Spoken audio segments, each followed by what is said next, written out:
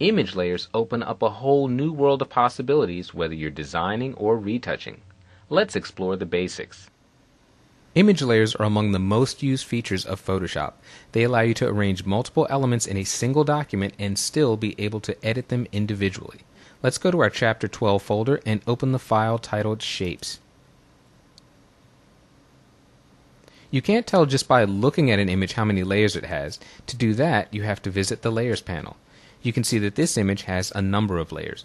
And one of the great things about using layers is that you can move them individually. I want you to select the Move tool in the Tools panel and make sure that up in the Options bar you have the Auto Select option checked. Very important. With that option checked, you can simply click and highlight a layer automatically. As soon as I made that click, the layer 2 circles in the Layers panel was selected. And if I click and drag, I can move that layer around. Note that both of these circles are moving, and that's because, well, in the 2 circles layer, there are 2 circles. Both of these circles are on the same layer, so they move together. We cannot move these circles individually. But look what happens if I click on this left red circle. Here, the red circle layer is highlighted, and I can indeed move this circle around anywhere I want without touching the green circle. Now, I should point out there are 2 basic distinctions between layers. At the bottom of the Layers panel, you'll see that we have a layer titled Background. This is the default. Every time you create a new document in Photoshop, it begins with a background layer. And background layers have a couple of limitations. You'll notice that there's a padlock to the right of it. With background layers, you cannot move their layer objects with the Move tool. You can't apply layer effects, and all background layers must have a background color. They cannot be transparent like these layers above it are. You can easily convert a background layer simply by double-clicking on its name. Photoshop gives you the option to name the layer. We'll just select OK. Now the padlock is gone, and now if I take the Move tool and click anywhere on this layer, I can move it around. And notice that as I'm moving, the empty areas of that layer become transparent. Let's undo that move with Ctrl-Z on the PC, Command-Z on the Mac. We can rename layers very easily. If you scroll back up to the top, you'll see that I've got a generic Layer 6 name. That's the name Photoshop gave it. I'm going to give it something much more useful. Double-clicking on the layer name highlights the text so I can change it. There we go. Now we've got a descriptive name. When you have a lot of layers, it's very important to give them descriptive names. It'll make your life a lot easier. We can change the order of layers. I'm going to move this green circle so that it overlaps the red circle. Now the green is on top because in our Layers panel, the green circle layer resides above red circle. If I switch that, simply by clicking and dragging the layer down, now the red circle is overlapping. Another neat thing we can do with layers is align and distribute them. I'm going to select multiple layers. I'll start with a red circle. I'm going to hold down the Shift key, select green circle, and then green diamond. Now I need to turn on the visibility for green diamond. There it is. And I'm going to scroll down and turn off the elements that we're not using. So I've got 3 layers selected, and with the Move tool selection in the Options bar, I have some choices for how to align these. This very first icon will align the 3 layers along their top edge. So I click that, and now all 3 are aligned at the top edge. I can choose to distribute them. If I move over here to this second grouping of tools, I can click on the Horizontal Distribute tool to allow them to have an equal amount of space between each object. The objects are now distributed evenly with the same amount of overlap between the 3 of them. The last thing I want to show you here is how to link layers. I'm going to click on red circle to deselect the other 2 for a moment. And if I hold down the Shift key again and select green circle, I'm going to move down to the bottom of the Layers panel and click the link icon. Now both layers have a link, and what that means is that whether I select green circle or red circle, whatever I do to that layer will happen to the second linked layer. So if I simply click on green circle and drag it around, you can see the red circle follows. It's as if they're on the same layer, but the link is only a temporary feature. We can turn that off anytime. If we wanted to transform both of these layers, because they are linked, we could simply go to the Edit menu, select Free Transform, and notice the bounding box extends across both objects, and I can simply shrink them down, skew them a little bit. The change applies to both layers. I'm going to hit the Enter key to commit. The link tool allows you to work on one layer and have the change applied to the second layer automatically. Now, if you're finished with linking them and you'd like to work individually with them again, simply go back down to the bottom of the Layers panel, click the link icon, and now we can edit those layers independently once again. Let's take a closer look at the Layers panel and explore the options it gives us. In our Chapter 12 folder, we're going to begin with the file Layers01. Now, much of what we do to layers is going to occur in the Layers panel. We can add a new layer simply by clicking on this Add Layer icon, and there we have Layer 1, a brand new layer. We can duplicate an existing layer simply by clicking on it and dragging it down to the same icon, and now we have a copy of that layer. If we want to get rid of a layer, we can delete it simply by clicking the layer to highlight it and pressing this trash can icon. Photoshop says, do you really want to do this? We'll select yes. You could also delete a layer by clicking it and dragging it to the trash icon, and that will eliminate that Photoshop warning. You can adjust the opacity of layers. With this daisy layer selected, I'm going to click on the word opacity, and instead of 100%, let's type in 50%. Now you can see the bottom image is being allowed to show through at a 50% strength. We'll reset this back to 100. Blending modes here at the top of the Layers panel offer you a number of options for adding creative effects to your images. Let's just take a look at two. If I set this to screen, it blends those two together nicely, similarly to reducing the opacity, but with a bit more subtlety. Let's take a look at a brand new addition to CS5, Divide. That's a cool abstract effect. I'm going to set this back to normal. And I'm going to turn on the hue, saturation, and levels adjustment layers. Right now, the adjustment layers are applying not only to the daisy layer, but to the sky layer. If I turn off daisy temporarily, and you can see that levels is applying to this bottommost layer. But suppose I want these two adjustment layers to only apply to the daisy layer and not spill through. Well, we can do that by creating what's called a clipping mask. I'm going to select both of these adjustment layers, shift-click to select the second layer, and in the flyout menu at the top of the Layers panel, I'm going to select Create Clipping Mask. Now look what happens. If I turn this on and off, you can see daisy changing, but that sky along the top of the image is remaining the same. These effects have been clipped so that they end at the layer immediately below them. Adding layers to your images greatly increases their file size. But if we flatten an image, we compress all of this information into a single background layer. And we can flatten simply by going back to the flyout menu and select Flatten Image. All those changes take effect and they're now a background layer. I'm going to undo that, Control-Z on the Mac, Command-Z on the PC. If we want to merge the layers instead and not create a background layer, we can simply go back to the same menu and this time select Merge Visible. We've now compressed all of those layers into a single layer, but that layer has not been converted into a background layer. I want to show you another image. Let's close this one and we don't need to save it. Back in our Chapter 12 folder, let's open Layers02.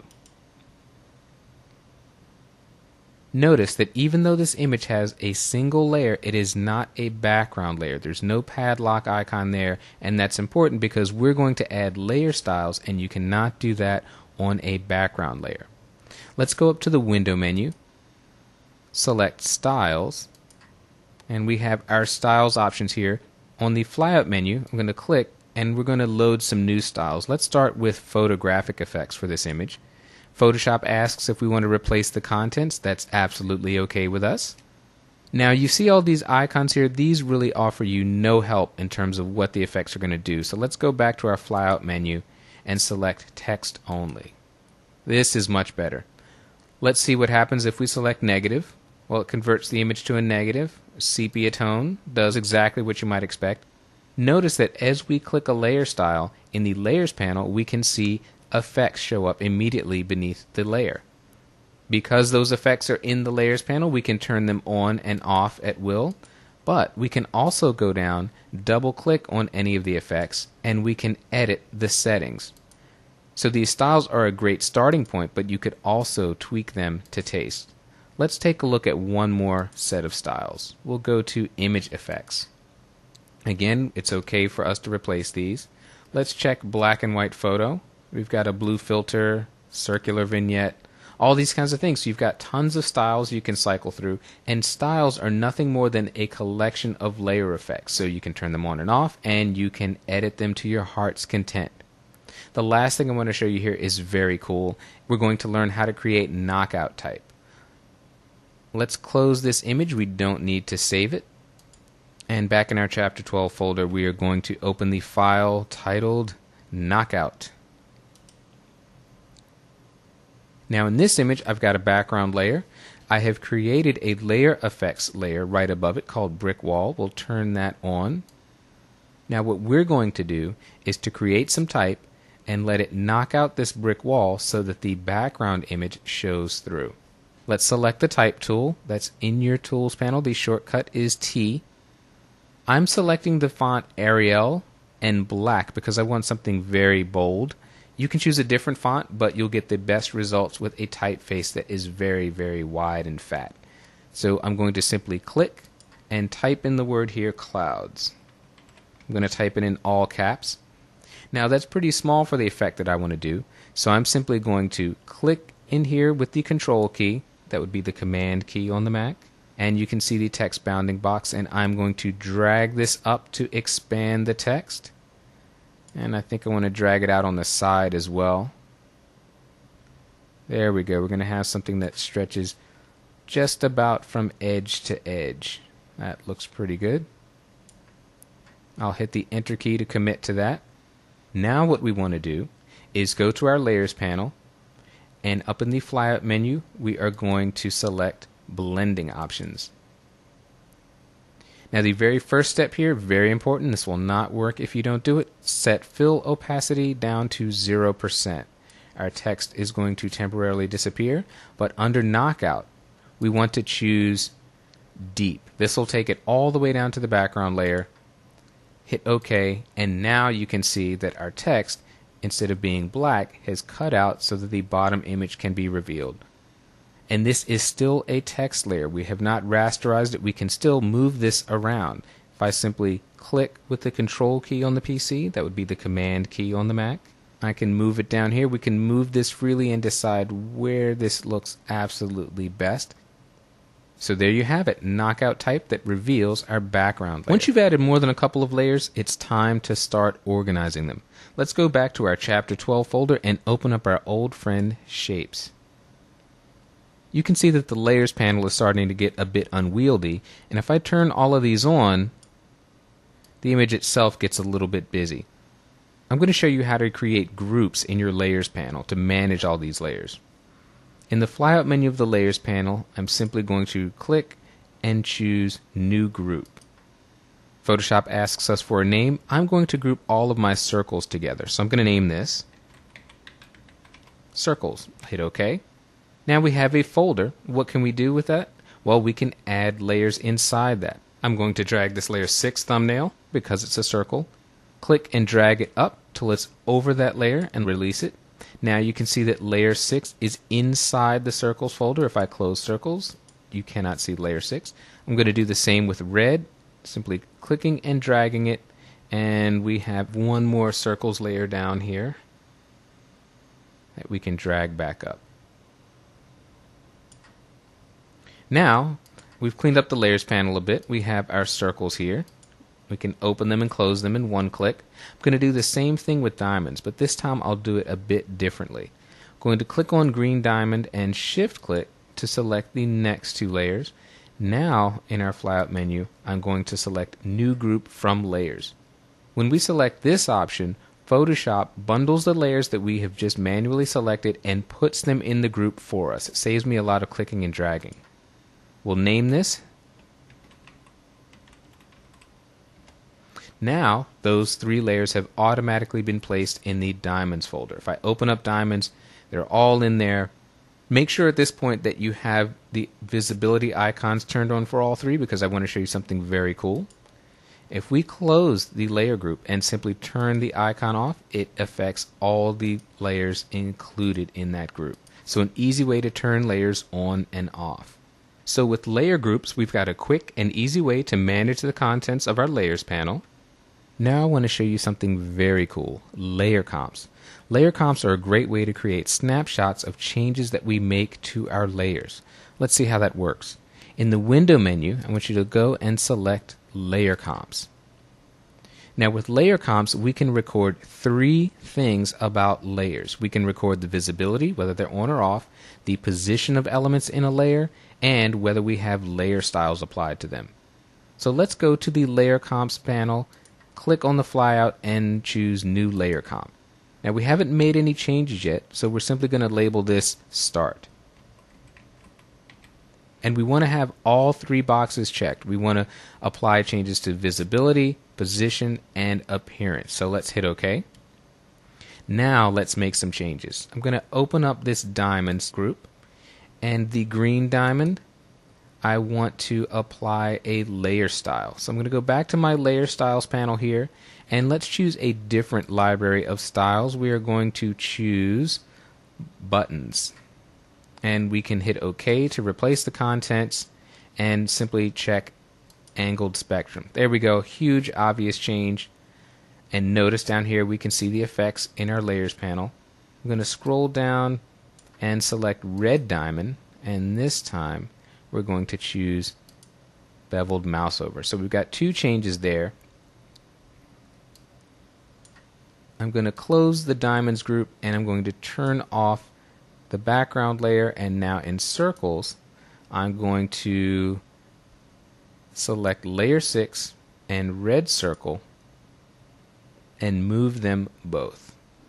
Now if all of the circle layers are moving, I want you to look in the options bar and make sure that you have layer selected next to auto select. There we go. We've made enough changes that the difference should be obvious. So now back in our layer comps panel, we're going to click and select again new layer comp, and this one we're just going to give the title spectrum for that first effect we did. We'll hit OK. Now what we can do is go back to the beginning to start, and our document goes back to that state. If we click on spectrum, we move back to this current state, and you can easily imagine that you could have any number of these layer comps. Layer comps are a great way to quickly and easily go back between various stages of an image. And best of all, layer comps remain with your image. If you save the file, close it, and then reopen it later, your layer comps will still be there, and you can move to any of these states that you have saved.